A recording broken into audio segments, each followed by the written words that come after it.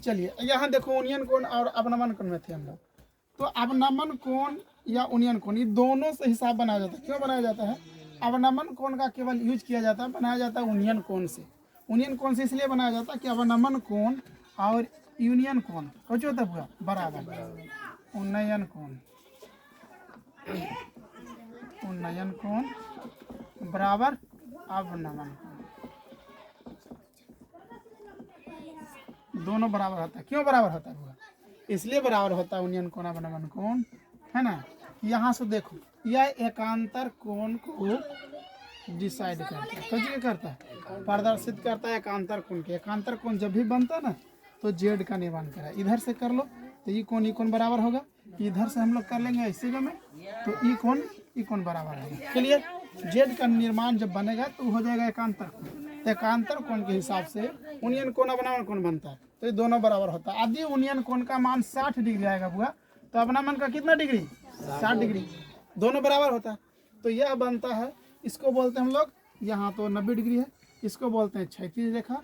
क्षैतिज रेखा पर कोई व्यक्ति खड़ा होकर ऊपर की ओर देखता है तो उसे हम लोग बोलते हैं उन्नयन कोण। ऊपर देखेगा तो कौन कोण? उन्नयन कोण। ऊपर देखेगा उन्नयन कोण और ऊपर से नीचे देखेगा तो अवनमन कोण, है ना। उन्नयन कोण अवनमन कोण में कंफ्यूज हो जाता है कितना बच्चा।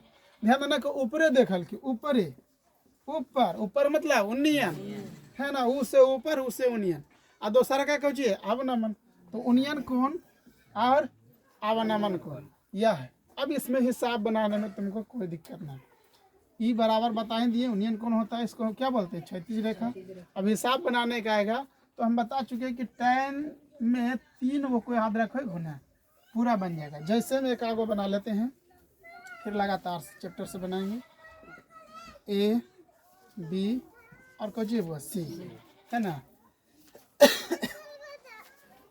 ये दे दिया जाए, एक है और ये 2 है, साइन बना चलता है, tan में ही चलता है, एक है।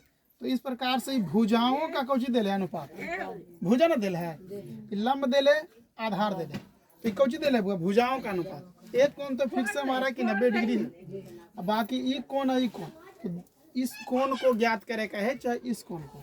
तो पहले हम लोग जानते ऊपर के कोण को ज्ञात करे का है ना, तो लंब आधार को हम लोग चेंज कर लेते हैं। पहले पढ़ा ना, ऊपर को कोणों को ज्ञात करे का है तो लंब आधार चेंज कर लेते हैं, है ना। सीधा रखते हैं तो सीधा में लंब लंब होता है, आधार आधार होता है, कारण कभी चेंज ना होगा। तो यहाँ हम लोग देखेंगे कि ज्ञात करे का रहा की जब हुआ सी, तो सी को कौची दे ले लंब आधार।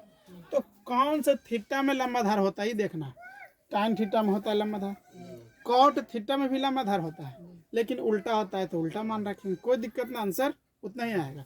तो सीधा हम लोग यूज करेंगे tan को, तो tan ठीक है, सी के ज्ञात करना तो सी ले लेते हैं, tan सी बराबर लंब बटा आधार, लंब बटा आधार।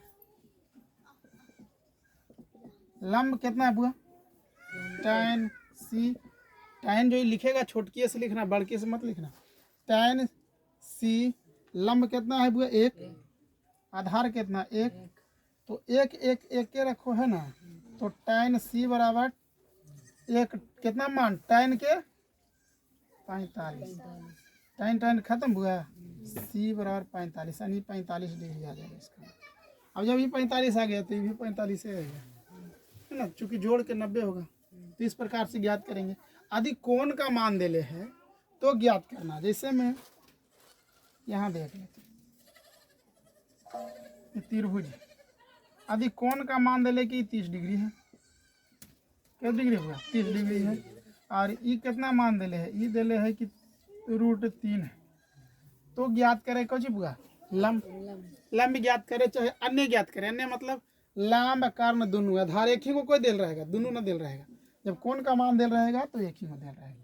अब इसको हम लोग ज्ञात करेंगे, कितना दिले? 30, तो tan लगाएंगे 30 डिग्री, समझ में आ रहा है कि ना।